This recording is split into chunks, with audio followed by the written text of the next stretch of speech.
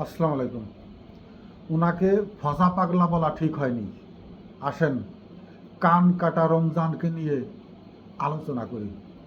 আজকের ভিডিওটি একটু খারাপ উদাহরণ দিয়ে আমি শুরু করব। তাই যারা অতিরিক্ত ধর্মভীরু, খুব কম ইনফ্লুয়েন্সেই উত্তেজিত হয়ে ওঠেন বা প্রেশার আছে, অতিরিক্ত রাগ, এ ধরনের মানুষ না দেখলেও চলবে। ধৈর্যশীল, সহনশীল, মননশীল যদি কোনো শ্রোতা থেকে থাকেন তাহলে একটু ধৈর্য সহকারে দেখবেন। আমি যে ডিপার্টমেন্টে জব করে আসছি সেই ডিপার্টমেন্টের সিনিয়র স্টাফরা অধিকাংশই তখন সদ্য স্বাধীন বাংলাদেশ হওয়ার পরে তাদের উপরস্থ কর্মকর্তারা বেশিরভাগই পাকিস্তানি ছিলেন। তখনও পাকিস্তানের একটি গন্ধ, তাদের আচার আচরণ, কথায় বার্তায়, কিছু বললেই উর্দু বলা, কিছু বললেই ওই শায়ের, পাকিস্তানের চুটকি টুটকি, এই জাতীয় কথা তাদের ভিতরে তখনও প্রচলিত ছিল। এবং আমরা যখন এর ভিতরে ঢুকলাম, সিনিয়র স্টাফরা, আমাদের উস্তাদরা এইসব বিভিন্ন ধরনের চুটকি চাটকা বলতো, আমাদের শোনাইতো। হয়তো তখন আমাদের ভালো লাগতো না বা বুঝতাম না জিনিসটা, কিন্তু রিটায়ারমেন্টের পরে এসে এর ভিতরকার অনেক কথা দেখতাম বাস্তব জীবনে মিলে গেছে। তেমনি একটি উদাহরণ দিচ্ছি। উদাহরণটি খারাপ, ওই জন্য আমি বলছি যে সবার জন্য না। যারা ধৈর্যশীল এবং উৎসুক মানুষ থাকে না, যে যাই বলুক একটু ধৈর্য নিয়ে শুনি, সেই ধরনের মানুষ শুনতে পারেন। পতিতা যারা বেশ্যাবৃত্তি করে, তাদের যৌবনকালে প্রচুর খরিদ্দার হয়। এত খরিদ্দার এবং তাদের এই দেহ ব্যবসার নেশার ভিতরে অতিবাহিত হয়ে যায় যে তারা যে বেশ্যাবৃত্তি করছে, দেহ নিয়ে ব্যবসা করছে, তারা যে পতিতা এটা ভুলে যায় তারা। অর্থাৎ এক ধরনের জৈবিক চাহিদার সাথে পয়সা আয়ের পথের ভিতরে তারা তাদের পেশাকে নিজেদের কাছে হয়তো অন্তর্জালা কিছু থাকলেও সেটা বহিঃপ্রকাশ না করে ওর ভিতরেই গা ঢেলে দেয়, শরীর ঢেলে দিয়ে তারপর ওইটাকে, ওই যে মানুষ বলে না যে ধর্ষণ যখন একেবারে বাধ্যগতই হয়ে পড়ে তখন ধর্ষিত না হয়ে এনজয় করাই শ্রেয়। মানে বাজে লোক টাইপদের এই ধরনের কিছু কথাবার্তা আছে। তা ওরা ওইটাই জীবনের পেশাকে একসময় উপভোগ করে, কিন্তু এই উপভোগ করতে করতে তাদের শরীরের থেকে যে কখন যৌবন শেষ হয়ে গেছে, তাদের কাস্টমার খরিদ্দার কমে গেছে, এটা অনেক পরে যখন ধরা পড়ে তখন তাদের একটি মস্তিষ্কের ভিতরে, মনন চিত্তের ভিতরে এমনভাবে একটি নেশা বা অভ্যাসে পরিণত হয় যে তারা ওইখান থেকে, ওই কর্ম থেকে আর বের হয়ে আসতে পারে না। শেষ পর্যন্ত কেউ ভিখারি বৃত্তির পথ বেছে নেয় বা বিভিন্ন ভিক্ষাবৃত্তির দিকে চলে যায়, বিভিন্ন পেশায় চলে গেলেও তাদের ভিতরে ওই গোপন জিনিসটি তারা গোপনভাবেই উপভোগ করে। এই উপভোগটা এইটুকুই বলবো আমি, সেই রসতত্ত্ব। তাদের কাছে যখন আর খরিদ্দার আসে না, তাদের সাথে শারীরিকভাবে মেলামেশা করে না, তখন তারা রাস্তার উপরে পায়খানা করে, একেবারে মেন রাস্তার উপরে পায়খানা করে, যে রাস্তা দিয়ে মানুষ চলাচল করে, গমনাগমন করে। এবং ওই পায়খানা করে তারা চুপ করে ঝোপের আড়ালে বসে থাকে, শোনে। কী শোনে? ওই পায়খানা দেখে অত্যন্ত খারাপ নেকেড ভাষায় একজন পথচারী গালি দেয়, যেখানে কে পায়খানা করেছে রে, তার অমক করি। ওই যে তার অমক করি, সেই শব্দটাকে তার কানে যায় এবং সে ওতে উৎফুল্ল চিত্তে ওই সেই যৌবনকালের চাহিদা, শারীরিক যে তৃপ্তি, ওইটা অনুভব করে। অর্থাৎ তখন ছিল তার শরীরের সাথে মিলামেশায় উপভোগ্য, এখন সেটা চলে গেছে শ্রোতায়, সে কানে শুনেই ওইটাকে উপভোগ করে যে হ্যাঁ, তাহলে তো আমি এখনও সেইটার উপযুক্ত আছি। অর্থাৎ রাস্তায় পায়খানা করে সে শুনে তার সেই যৌবনকালের সেই শারীরিক মেলামেশার সেই আনন্দকে, আনন্দঘন মুহূর্তকে উপভোগ করে। আমি এ কথাটা কেন বলছি সেটা যাওয়ার আগে আরেকটু ভিতরে ঢুকি, যেটা আমি শিরোনামে দিয়েছি, কান কাটা রমজান। হুমায়ুন আহমেদের অত্যন্ত সফল নাটক ছিল সমসপ্তক। এই সমসপ্তক নাটক এতটা জনপ্রিয়তা পেয়েছিল যে 7:30টার থেকে আপনি পথে ঘাটে দোকানে যেখানেই যাবেন ওই শব্দ, ওই মিউজিক, অর্থাৎ আর একজন অত্যন্ত তুখোর অভিনেতা আমাদের দেশে জন্মগ্রহণ করেছিলেন, হুমায়ুন ফরিদি। তিনি একটি, মানে এটা কি বলবো, অত্যন্ত দর্শক প্রিয়, দর্শক নন্দিত, যদিও সেটা ভিলেনের চরিত্র ছিল, খলনায়কের চরিত্র ছিল, কান কাটা রমজান। তার চারিত্রিক গুণাবলীর রসানলে পড়েই তাকে কান কেটে দিয়েছিল, হুরমতির কপালে টাকার সিল মোহর মেরে দিয়েছিল। তো সেই কান কাটা রমজান কিন্তু ছিলেন ভিলেন, কিন্তু ভিলেন হয়েও ওই নাটকের তিনিই ছিলেন নায়ক। অর্থাৎ তার চরিত্রকে এমনভাবে রূপায়ণ করা হয়েছিল যে একজন ভিলেনও যে নায়ক, ভিলেনের চরিত্র যে নায়কের ভূমিকায় নিয়ে আসা যায়, এটা তার দৃষ্টান্ত, বড় দৃষ্টান্ত। এবং আজ পর্যন্ত অতীতের এবং তার পরবর্তীতে আরও বহু নাটক হয়েছে।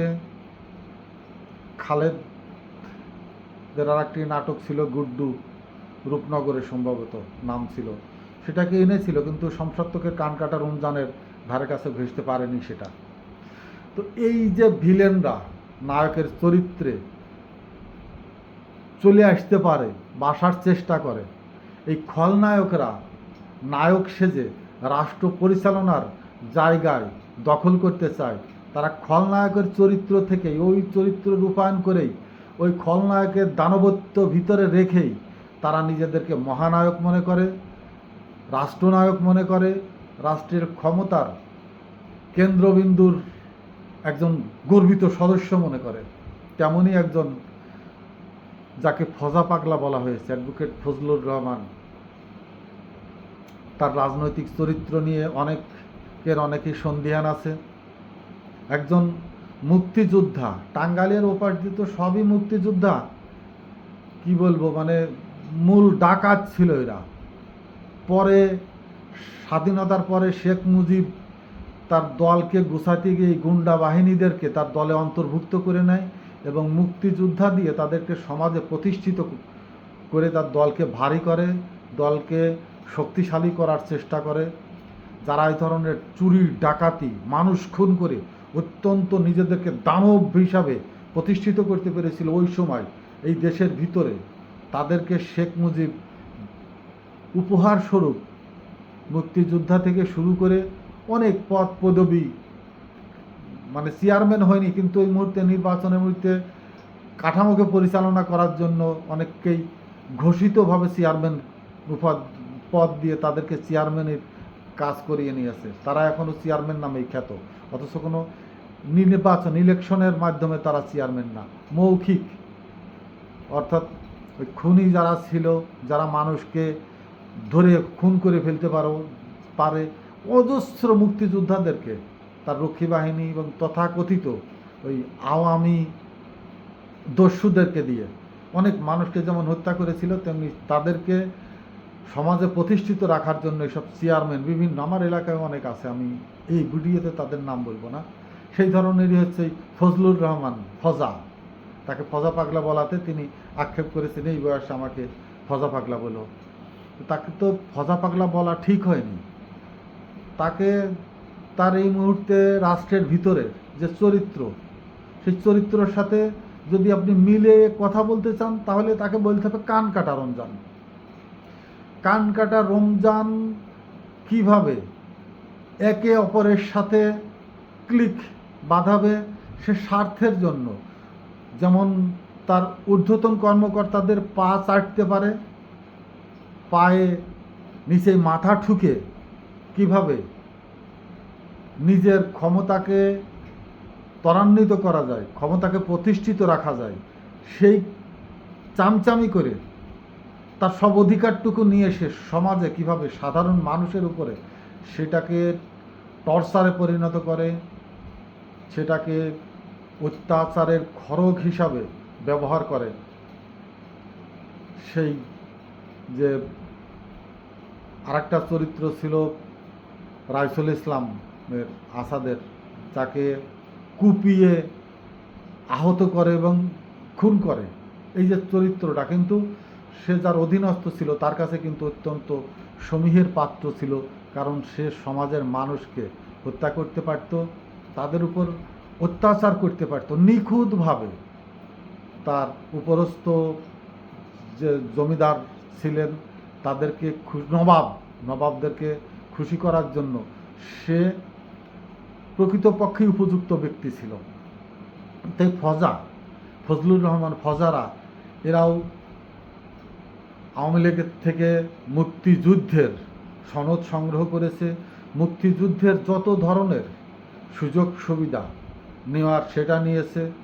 যখন তার আর আওয়ামী লীগ মনে করেছে প্রয়োজন নাই বা দলের জন্য ক্ষতিকর, তাকে যখন আটির মতো করে ফেলে দিয়েছে, কিভাবে বিএনপিতে এসে সর্বোচ্চ ক্ষমতার প্রধানমন্ত্রীর উপদেষ্টার পদে তিনি উত্তীর্ণ হলেন, এদেরকে দল কিভাবে পুরস্কৃত করে এই সর্বোচ্চ সম্মানের জায়গাগুলোতে বসালেন আমার বোধগম্য নয়।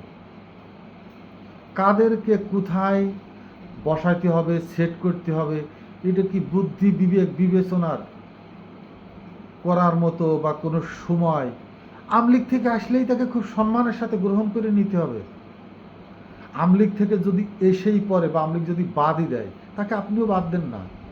কিছুটা দেউলিয়া হয়ে ঘুরে বেড়াক ফাইলপত্র নিয়ে কোর্ট কাছারিতে।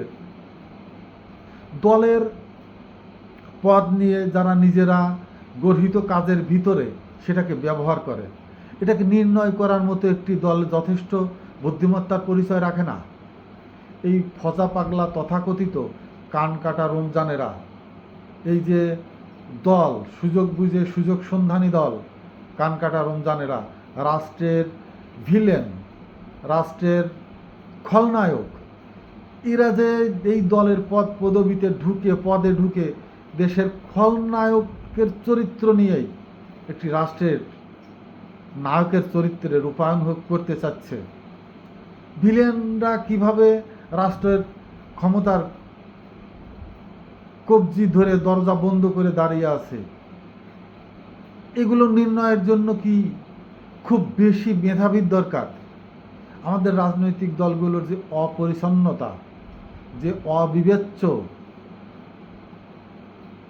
সিদ্ধান্তগুলো জনমনে বড় সন্দিহান সৃষ্টি করছে। রাজনীতির উপরে হয়তো অর্থকরী টাকা পয়সা বিভিন্নভাবে মানুষকে আকৃষ্ট করে রাখার চেষ্টা করছে রাজনৈতিক সংগঠনগুলো, রাজনৈতিক দলগুলো, মানুষকে পদবতবি দিয়ে রাষ্ট্রের ভিতরে তাদেরকে অনেকভাবে সুযোগ সুবিধার জায়গা করে দিয়ে, ক্ষেত্র তৈরি করে দিয়ে রাজনীতিতে সম্পৃক্ত রাখার চেষ্টা করছে, বা জনগণ এখনও রাজনীতির কিছুটা আকৃষ্ট হচ্ছে। কিন্তু জুলাই আগস্টের পর বা জুলাই আগস্টের মধ্য থেকে জনগণের মানসিক যে গতিধারা, স্রোতধারা কিছুটা হলেও পরিবর্তন হয়েছে। বিন্দু মাত্র হলেও তাদের মুভমেন্টের জায়গা, রাস্তা বদল করেছে তারা। এই জায়গাগুলো এখন বোঝার সময়। আজকে রুমিন ফারহানা যে ঘটনা ঘটিয়েছে সিইসির প্রধান শাখায় কার্যালয় তাদের সামনে, এগুলো মানুষ কিন্তু দেখছে। মিডিয়া, ইউটিউব, বিভিন্ন জায়গায় বিভিন্নভাবে ফোকাস হচ্ছে মানুষের ঘরে ঘরে, দাঁড়ে দাঁড়ে, মনে মনে কিন্তু পৌঁছে যাচ্ছে। এই যে রাজনৈতিক নেতাদের যে চরিত্র, নিজেরা নিজেদের চারিত্রিক হননের ক্ষেত্রগুলো তৈরি করে নিজেদেরকে হাইলাইটস রাখার চেষ্টা করছে অনবরত। আগামী নির্বাচন যদি প্রার্থী দিতে বিন্দুমাত্র ভুল করে এইসব চরিত্রের লোকদেরকে, যে দলই হোক, হয়তো বিএনপি বাদ দিলে তারা এনসিপিতে যাবে, এনসিপি বাদ দিলে তারা হয়তো গণ অধিকারে ঢোকার চেষ্টা করবে, অথবা এবি পার্টি হয়তো নেবে না, ওখানে ফুয়াদ সাহেব আছে, নেবে না। অন্য কেউ হয়তো তাদেরকে কিনে নেবে, এদেরকে কিনে নেবে, কারণ এরা ব্যক্তি জীবনেও ওই ফাইলপত্র নিয়ে কালো কোট টোট পরে গলায়, কি বলবো, আমি খারাপ উপমা এসে যায় থেকে থেকে। আমি বেশ কয়েকটা দেশ ঘুরেছি, তার ভিতরে ইউরোপের কিছু দেশে ঘুরেছিলাম, যে দেশে সমকামিতার অনুমোদন আছে, যারা সমকামিতার রাষ্ট্রীয়ভাবে অনুমোদন আছে এবং তারা সমলিঙ্গে বিবাহ পর্যন্ত করতে পারে। আমি দেখেছি গলায় সাদা শার্ট, গলায় স্কার্ট মতো করে এখানে বেঁধে কিছু ছেলে ঘুরে বেড়াচ্ছে। তা আমার যে গাইডার ছিল, আমি তাদের কাছে শুনলাম যে এগুলো তো হোটেল বয় বা মেসেঞ্জার, যারা খাবার টাবার বিতরণ করে বা বিভিন্ন জায়গায় ক্ষেত্রে, বা যারা দেখি যে বিচারালয়ে ওই এইগুলো পরে ঘুরিয়ে বেড়ায়। কিন্তু এরা রাস্তায় এভাবে ঘুরে বেড়াচ্ছে, ইয়াং 14, 15, 16, 18, 10 বছরের ছেলেরা, এরা কারা? তা বললো এটা এই ড্রেসটা, এই গলায় বাঁধার, এটা হলো ওদের লাইসেন্স। আর এটা হলো সমকামী, ছেলে সমকামী, যারা এই সমকামিতা করার জন্য যারা পুরুষ ছেলেদের পছন্দ করে, তারা এদেরকে নিয়ে যেতে পারে, এটা তাদের লাইসেন্স, এটা আইডেন্টিটি হিসাবে কাজ করে। তা আমার মাঝে মাঝে এইসবদের যে এই গলায় এগুলো দেখে, যে এরা কীভাবে নোংরামির ভিতরে, একেবারে ব্যক্তি জীবনে এত বড়টা নোংরামির ভিতরে এরা জীবন যাপিত করে। এদের আত্মীয় স্বজন, ভাই বোন, মা বাপ, নিজেদের সন্তান সন্তাদি, তারা কোনো ধরনের কিছু কি মনে করে? এরা অর্থের মোহে এতটা সেই সমকামীদের মতো, মানে কি বলবো, এটা নিম্ন আয়ের, যে মানে একজন শ্রমিক, সেও শ্রম দিয়ে তার সম্মানের অর্থটা সে সন্ধ্যার সময় নিয়ে ঘরে করে। কিন্তু কিছু কিছু পেশা এদেশে এমন একটা নেক্কারজনক পেশায় পরিণত হয়েছে যে পয়সাটা যে দেয় সে দেয়, ওরা নেয়, এবং এই পয়সাটা যে দেয় সে যে কত বড় ঘৃণা ভরে, কতটা পায়ে ঠেলে, মানে সর্বোচ্চ তুচ্ছ তাচ্ছিল্য করে লাখ লাখ টাকা এদের হাতে দেয়। কিন্তু এই পয়সাগুলো যে কত ঘৃণার, কত অবমাননা ভরে এদের হাতে দেয়। এরা যদি বিন্দু মাত্র জায়গাটায় চিন্তা করত, এই চিন্তার জায়গাটা যদি, বিবেকের জায়গাটা যদি এদের কোনোভাবে মস্তিষ্কের ভিতরে ঢোকানো যেত, যেটা নোংরামি এবং অর্থের নেশা এতটা নিতান্ত নিছক প্রকৃতির না হওয়াই উচিত। এই জন্যে আমি বলছিলাম যে অ্যাডভোকেট ফজলুর রহমান মুক্তিযোদ্ধাকে ফজা পাগলা বলা ঠিক হয়নি। এদেশে বহু কান কাটা রমজান বর্তমান পরিস্থিতির ভিতর দিয়ে আবহমান রয়ে গেছে। এদেরকে ফজা পাগলা না বলে আসুন আমরা কান কাটা রমজানদেরকে সমাজে খুঁজে বের করি, তাদেরকে চিহ্নিত করে সমাজের হাতে তাদের মুখকে ওপেন করে দিই, তুলে দিই, তাদের চরিত্রকে, তাদের ব্যাকগ্রাউন্ড থেকে শুরু করে বর্তমান কর্মকাণ্ডকে জনসম্মুখে কান কাটা রমজানের মতোই পরিস্থিতি করি, তুলে ধরি। এই বলে শেষ করছি। আসসালামু আলাইকুম।